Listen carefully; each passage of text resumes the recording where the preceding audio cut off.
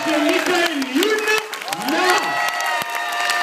Et monsieur José Garcia. On va pas me dire. Il y a La trop de monsieur travail. du film.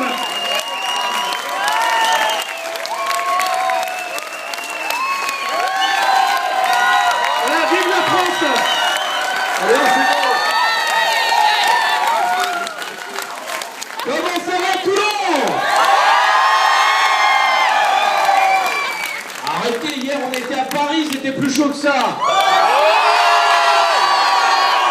Bordel, ça va, Toulon?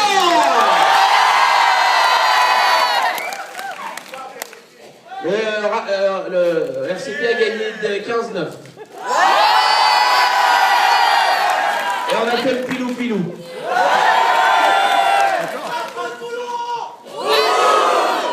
Attends. T'as ici des professionnels du Pilou Pilou. Laisse faire, tu vas voir ce que c'est que des artistes au sommet de l'art. Ah, nous les guerriers! Déjà fait. Non, elle a déjà fait, c'est la voix. Ça vous a plu? Ouais! À qui ça n'a pas plu? Personne? On a 100%? Est-ce que vous allez le recommander à vos amis? Oui! Qui va le revoir à sa sortie? C'est gratuit. Attendez, ne faites pas trop. On va pas vous filer d'argent. Hein. Il faut leur dire quand est-ce que le film sort du coup. Le Le 20 février. Le 20 février. Ouais, mais je suis au courant. Hein. Bon, alors s'il y a des gens qui ont des questions, n'hésitez pas, c'est le moment ou jamais. Donc je vais poser la première peut-être. Attendez, nous d'abord on voudrait faire un petit référendum. Est-ce que les femmes qui sont dans la salle peuvent lever la main? Ça sent pas bon. Non, une seule main. Ok. Les moins de 25 ans? Les plus de 35 ans? Les hétérosexuels? Les homosexuels? Les bisexuels? T'es content, hein? C'est bien, t'es le seul bisexuel de la salle. Est-ce que vous avez des questions à poser à José, Isabelle ou Macaël? Je vais poser la première à Mickaël. Moi, Mickaël, vous avez aussi écrit le film, vous n'avez pas que réalisé, et joué d'ailleurs. D'où vient l'idée? Oui, c'est vrai. D'où vient l'idée du film? Et malheureusement, ça vient d'une histoire vraie de deux terroristes qui étaient censés aller faire un attentat à Milan, en Italie, et pour des raisons techniques, l'avion a dû se poser à Naples. Et les deux terroristes sont morts au bout d'une semaine. Un buté par la Camorra qui avait appris que c'était un terroriste, et l'autre poignardé par des gosses de 12 ans qui voulaient lui voler sa valise. Donc, c'est un peu la théorie de l'arroseur arrosé, quoi. Tu viens pour terroriser l'Occident et tu te retrouves terrorisé par l'Occident. Et c'est un peu là-dessus qu'on a basé le début du film pour construire un petit peu le côté la France difficile pour ces deux terroristes. Ils arrivent et ils s'en prennent plein la gueule par les Corses, par les Marseillais, avant de rencontrer Marianne et de découvrir l'autre facette de la France belle, généreuse, grande, forte, celle qu'on aime, celle qu'on oublie de regarder et celle qu'il faudra regarder dorénavant, parce que j'espère que vous allez sortir de ce film plus fiers d'être français que vous êtes rentrés.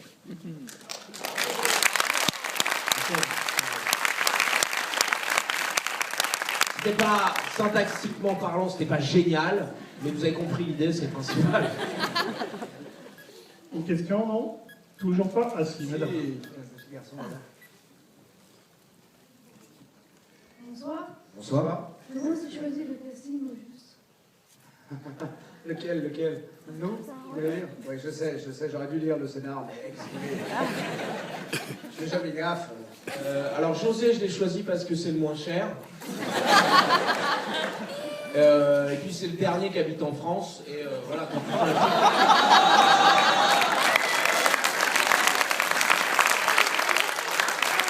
Quand tu fais un film qui s'appelle Vive la France, tu peux pas prendre des mecs qui habitent en Suisse ou en Belgique. Et puis Isabelle, elle, c'est pas qu'elle est pas chère, c'est que étant donné qu'elle habite à la maison, ça faisait Vachement d'économies sur les transports, la bouffe. Non, ben parce que voilà, José, parce que qui d'autre que José concrètement a pu faire Mouzaffar, quoi. Non, il n'y a que José qui pouvait le faire, donc c'est quelqu'un qui a marqué mon adolescence. J'étais super content de pouvoir travailler avec lui. Et puis, ouais, c'est vrai, il a 20 ans de plus que moi. J'étais super fier, heureux, ému, touché qu'il accepte. Il a dit oui tout de suite, parce que comme il vous l'a dit tout à l'heure, il lit pas, donc tant mieux. Et puis Isabelle, parce que Isabelle, j'ai écrit le rôle pour elle, parce que pour moi, Isabelle, elle est comme le personnage, quoi. Elle est belle, généreuse, gentille, et bon. Sauf que Isabelle, elle fait pas de ménage à trois. Ça, c'est un tort d'ailleurs, parce que je trouve que... José se faisait un peu chier pendant le tournage. Il disait, bon, alors ce soir, on fait le ménage à trois. Mais non, ça c'est le cinéma. Le propre. Bonsoir. Bonsoir. Vous êtes de la région? Non, j'arrive de Bulgarie. J'ai une question. D'accord. Excusez-moi, je suis juste en train de dire que les Toulonnais ont un accent bulgare. Justement, ça c'est ma question. Est-ce que vous savez, quand vous avez tourné le film, comment ils se sentent les étrangers dans votre pays? Après toutes les difficultés qu'il y a ici pour les étrangers, et surtout pour les Anglais. Alors, je vais me permettre. Si vous nous voyez aujourd'hui ici, en fait, c'est parce que nous, on vient d'une génération qui est venue, j'imagine, comme vous, dans ce pays. Et en fait, c'est une espèce de remerciement, parce que si nos parents n'avaient pas été accueillis de manière, même si ça peut être difficile au départ, en fait, la deuxième génération, voilà, c'est nous. Donc, c'était une façon aussi de remercier ce pays qui a accueilli notre famille, qui en a accueilli bien d'autres. Et même si de temps en temps, c'est difficile d'accueillir tout le monde et voilà, de s'occuper de tout le monde, il y a quand même pas mal de gens qui arrivent à grandir dans ce pays et à faire des choses, et à faire du cinéma, et à vivre, et à travailler. Voilà.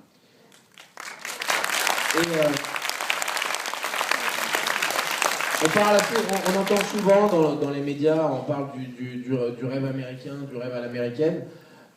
Si on est là devant vous ce soir, c'est qu'il y a aussi un rêve à la française qui existe, quoi. Parce que voilà, moi je m'appelle à la base Benayoun, Garcia, Funaro.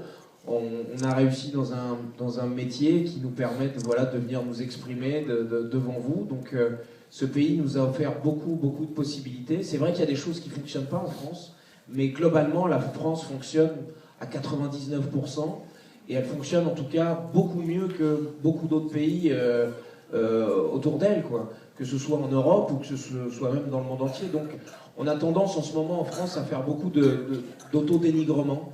Je trouve qu'on est souvent en train de se balancer les uns contre les autres, les communautés les unes contre les autres, les groupes sociaux, les pour le mariage gay, les contre le mariage gay. On est toujours en train de s'embrouiller, je ne sais pas pourquoi, peut-être parce qu'on est des râleurs, mais je trouve ça va un peu trop loin.